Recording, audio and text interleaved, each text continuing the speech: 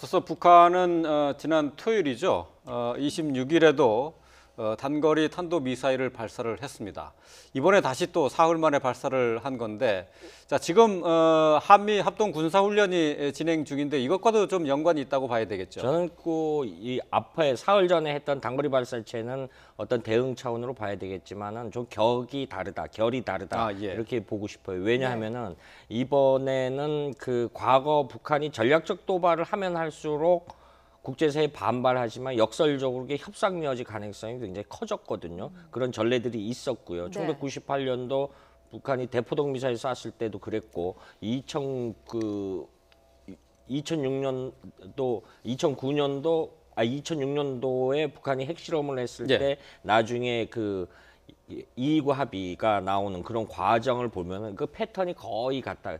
자신들이 올릴 수 있는 위협 고도를 극대화시킴으로써 주변국들로 하여금 결국은 역설적으로 협상 카드가 꺼내고 거기에 대해서 자기들이 요구할 수 있는 걸 의제에 올려서 그 성과물을 얻어내는 일종의 벼랑 끝 전략을 펼치고 있는데, 거듭 말씀드리지만 북한은 본인들은 절대 벼랑 끝에 떨어지지 않으려고 하는 속성이 있어요. 예, 네. 벼랑 끝까지는 가지만은 벼랑 끝에서 떨어지지는 않는다. 그러니까 결국은 이제 협상을 하기 위한 고도의 어떤 전략이다라고 본다는 거죠. 그렇죠.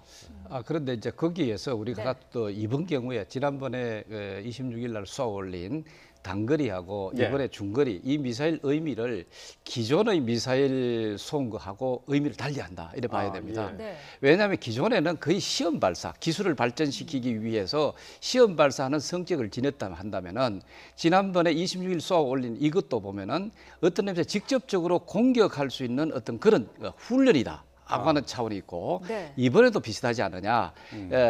정상 각도로 해서 중거리 미사일을 쏘아 올린 그것이랍니다. 그럼 지난 단거리도 우리가 지나치게 그 단순하게 넘길 수 없는 것이 이것이 이제 바로 이제 지상대 소위 그 항공모함이라든가 이런 함정을 그 가격하겠다고 하는 그런 측면이 사실 있습니다. 예를 들어서 미국의 항공모함을 또 지상에서 이런 그 탄도 미사일로 가지고 직접적으로 공격을 할 수 있다고 하는 것을 시위했는 것이라고 한다면 이번 경우는 뭐냐면 지난번에 또 북한이 소위 그 괌, 미국의 괌이라고 하는 그 섬을 3, 40km를 떨어져서 자기들이 포위 공격하겠다고 하는 이 음명을 한 바가 있죠. 어떤 의미에서 이건 방향은 다르지만 반대로 하긴 했습니다만은 방향을 하지만 이것도 어떤 면에서 실전 훈련을 했다.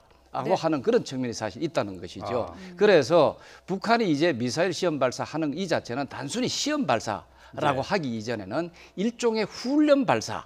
라고 하는 측면에서 우리한테, 그리고 미국도 그렇고 일본한테 굉장히 그 충격을 주는 것이다라고 볼 수가 있습니다. 그러니까 실전과 마찬가지의 도발이다. 일종의 그런 것이라고 봐야 됩니다, 사실은. 지금까지 시험 발사하고는 차원이 좀 달리 봐야 된다. 뭐 여러분들도 잘 아시다시피 이제까지는 북한이 이제 뭐 고각 발사해서 이것을 이제 정규 발사를 했을 때 몇 킬로까지 날아가고 또 그다음에 또 그 대기권에서 또 재질하는 어떤 기술력을 확인하고 이런 등등의 시험 발사를 했기 때문에 그만큼 우리한테 충격은 사실 덜했을 가능성이 사실 있습니다. 그렇지만 이제는 거의 그 실전 단계에 준하는 형태의 훈련 발사다라고 하는 데 있어서 우리한테 충격이라는 것이죠. 지금 또 하나 간과할 수 없는 부분이 오늘 이제 상공을 지나간 거 스가르 해협을 이렇게 딱 직선으로 지나가는데 이 스가르 해협이 가는 지정학적 전략적 중요성이 굉장히 크죠.